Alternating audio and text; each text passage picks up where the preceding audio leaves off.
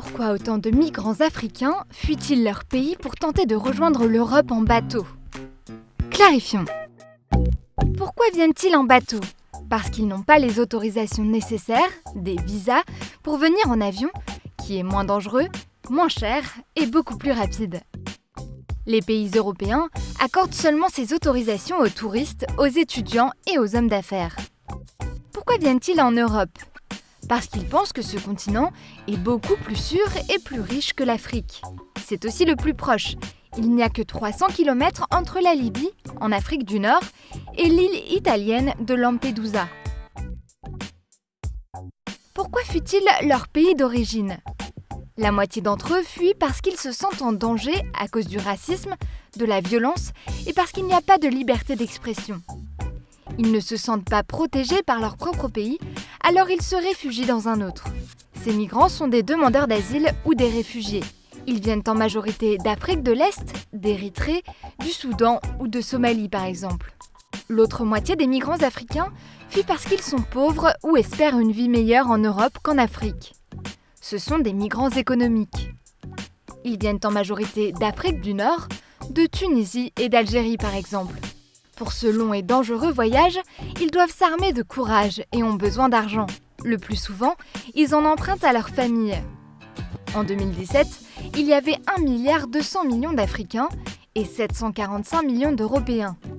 Environ 170 000 migrants africains ont fui leur pays et ont rejoint l'Europe en bateau. Ces hommes et ces femmes sont des rescapés. Partis de Libye, ils ont survécu à la traversée de la Méditerranée.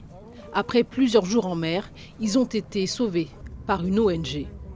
Traverser la Méditerranée pour rejoindre l'Europe est l'un des périples les plus dangereux au monde, selon l'ONU.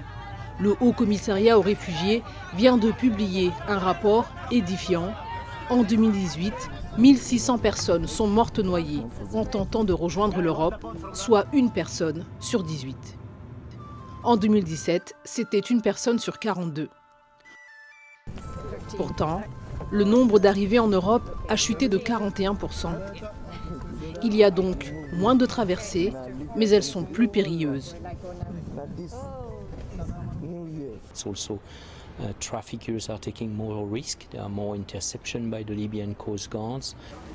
C'est aussi une conséquence de la nouvelle politique migratoire italienne. Depuis juin, Matteo Salvini, ministre de l'Intérieur, interdit l'accès aux ports italiens aux ONG qui sauvent des migrants en mer. L'Italia non poteva continuare a essere il campo profughi di tutta Europa, quindi. Il y a donc moins de sauvetage en mer. Trouver un port où débarquer est aussi plus difficile. Autre enseignement du rapport, en 2018, les routes empruntées par les migrants ont changé.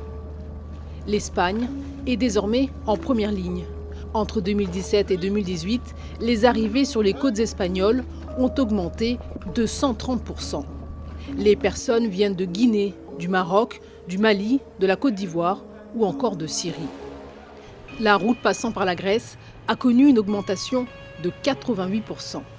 Les migrants qui prennent cet itinéraire proviennent surtout de Syrie, d'Irak et d'Afghanistan. En Italie, par contre, les arrivées ont chuté de 81%, conséquence de la nouvelle politique migratoire. Les migrants sont surtout des Tunisiens, des Érythréens, des Soudanais, des Nigérians, des Ivoiriens.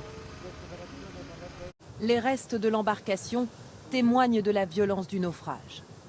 À l'approche des côtes, le bateau projeté par les vagues s'est brisé sur les rochers. Sur le rivage, les secouristes comptent les dizaines de corps sans vie, échoués sur la plage ou repêchés dans la mer. Parmi eux un nouveau-né, une vingtaine d'enfants au total. Les opérations de secours ont commencé tôt ce matin et malheureusement nous continuons à trouver des victimes. Tout à l'heure, un carabinier a sorti le corps d'un enfant de 2 ans. À quelques mètres à peine, à Gare, les 80 rescapés originaires d'Afghanistan, de Turquie ou du Pakistan sont encore sous le choc. Une vingtaine d'entre eux a été transférée à l'hôpital, les autres dans un centre d'accueil à proximité. Les autorités estiment qu'ils étaient entre 150 et 180 à bord. Tous auraient embarqué à İzmir en Turquie. 4 jours de traversée, avant le naufrage au petit matin, à quelques kilomètres seulement des côtes italiennes. Un nouveau drame de l'immigration qui n'a pas manqué de faire réagir le pape François, très sensible à ces questions, juste après la prière de l'Angélus. Je prie pour chacun d'eux, pour les disparus et pour les migrants qui ont survécu. Ce soir, la police annonce avoir arrêté un passeur présumé de nationalité turque et continue les recherches malgré la tombée de la nuit.